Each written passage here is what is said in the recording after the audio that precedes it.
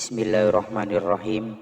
Assalamualaikum warahmatullahi wabarakatuh.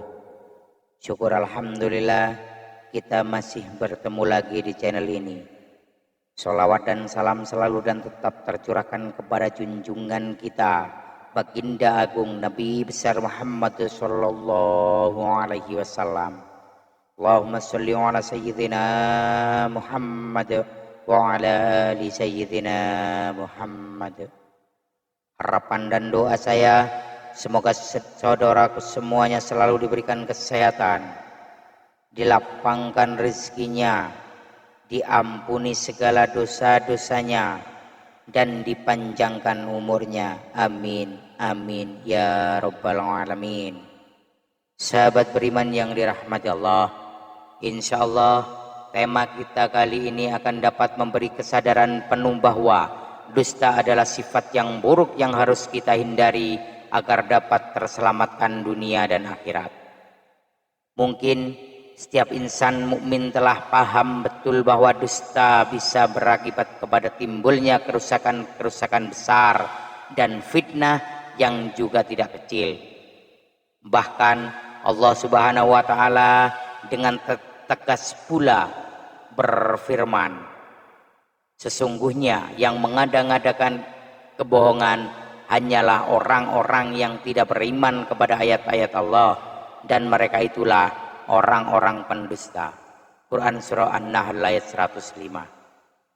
Dengan kata lain, sungguh perkara dusta tidak dapat dikatakan sepele, seperti misalnya berdusta sedikit untuk menutupi kejahatan kecil saja, atau untuk meraih jabatan, atau mendongkrak popularitas semata.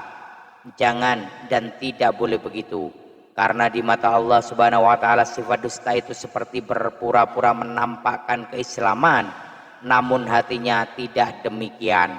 Mengaku hamba Allah tapi tidak takut kepada Allah. Apa yang telah dilarang oleh Allah tetap saja dilakukannya. Tidakkah itu merupakan sifat dusta? Namun lantas kenapa masih begitu banyak dusta di antara kita? Mari kita berkontemplasi sejenak. Ayat-ayat Allah tentang dusta. Tidak sedikit ayat-ayat Allah yang melarang, memuat tentang dusta. Allah Subhanahu wa taala itu Maha Pengasih lagi Maha Penyayang. Allah Subhanahu wa taala tidak ingin hambanya menjerumuskan diri ke dalam kubangan dusta. Mari kita simak firman Allah Subhanahu wa taala berikut ini.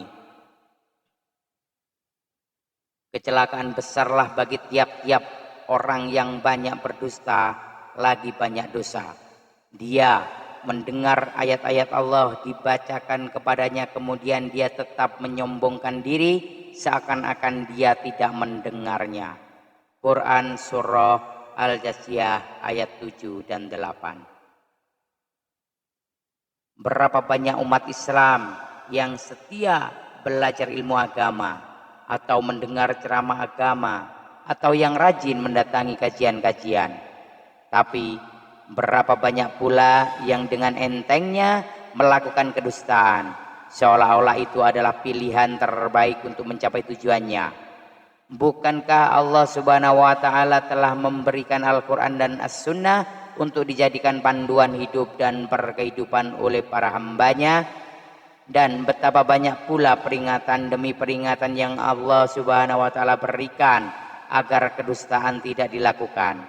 Namun tetap saja sifat dusta itu banyak sekali tertampakkan dengan jelas di mana-mana. Bahkan telah jelas pula akibat buruk dari berbuat dusta seperti yang termaktub dalam ayat-ayat berikut ini. Dan jika kamu Muhammad melihat ketika mereka dihadapkan ke neraka, lalu mereka berkata, kiranya kami dikembalikan ke dunia dan tidak mendustakan ayat-ayat Tuhan kami, serta menjadi orang-orang yang beriman. Tetapi sebenarnya telah nyata bagi mereka kejahatan yang mereka dahulu selalu menyembunyikannya. Sekiranya mereka dikembalikan ke dunia, tentulah mereka kembali kepada apa yang mereka telah dilarang mengerjakannya. dan sesungguhnya mereka itu adalah pendusta belaka. Quran surah Al-An'am ayat 27 dan 28. Nasihat Rasulullah sallallahu alaihi wasallam tentang dusta. Sudah barang tentu Rasulullah telah banyak berupaya untuk menghindarkan umat Islam dari bahaya sifat dusta. Buruknya sifat dusta bahkan dapat mengantarkan pelakunya ke dalam golongan kaum munafik. Di antara tanda munafik ada 3. Jika berbicara berdusta, jika berjanji tidak menepati, jika diberi amanat berkhianat. Hadis riwayat Muslim. Sampai-sampai ada pula yang berpendapat bahwa dusta adalah sifat paling dominan dari seorang munafik, dan kedustaan terbesar adalah menyatakan keimanan padahal hatinya ingkar, atau keimanannya tertunjukkan oleh penampilannya namun melakukan ibadah bukan semata-mata ikhlas lillahi ta'ala. Na'udzubillahi min dzalik. Lupakah kita bahwa Allah subhanahu wa ta'ala itu maha mengetahui, maha melihat, lagi maha mendengar apa yang tersembunyi. Islam mengajarkan akhlakul karimah, kejujuran adalah salah satunya. Kata Rasulullah sallallahu alaihi wasallam, hendaklah kalian selalu berlaku jujur, karena kejujuran membawa kepada kebaikan, dan kebaikan mengantarkan seseorang ke surga. Dan apabila seorang selalu berkata jujur dan tetap memilih jujur, maka akan dicatat di sisi Allah sebagai orang yang jujur. Dan jauhilah oleh kalian berbuat dusta, karena dusta membawa seseorang kepada kejahatan, dan kejahatan mengantarkan seseorang ke neraka. Dan jika seseorang senantiasa berdusta dan memilih kedustaan, maka akan dicatat di sisi Allah sebagai pendusta atau pembohong. Hadis riwayat Bukhari, Muslim, dan Abu Daud. Jika seseorang berlaku jujur dan membiasakan lisannya untuk selalu jujur, maka itu akan membawanya kepada kebaikan. Dengan melakukan hal-hal yang telah jelas-jelas dilarang oleh agama, para pendusta itu bagai menjual akhirat. Mereka seolah-olah tidak takut kepada Allah Subhanahu wa taala. Dengan berbuat kedustaan tentu akan berlanjut dengan kedustaan yang lainnya. Terus saja demikian untuk menutupi kebohongan sebelumnya.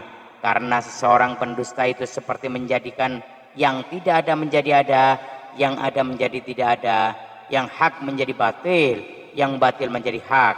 Kebaikan dikatakan sebagai kejahatan, namun maksud jahat justru dibungkus dengan tampilan yang baik. Oleh karena itu, mari kita renungkan lagi perjalanan berkehidupan kita. Sebagai hamba Allah tentu tidak cukup hanya dengan menyetujui bahwa dusta itu adalah sifat yang buruk. Yang terpenting adalah apa yang telah kita lakukan sampai sejauh ini, agar tidak ada lagi dusta di antara kita. Semoga Allah masih terus memberi kita hidayah agar terhindar dari jebakan dusta. Amin, amin ya rabbal alamin. Wallahu a'lam bissawab. Demikian yang dapat saya bagikan, semoga bermanfaat untuk kita semua. Mohon maaf atas segala kekurangan. Usikum wa nafsi bitaqwallah. Assalamualaikum warahmatullahi wabarakatuh.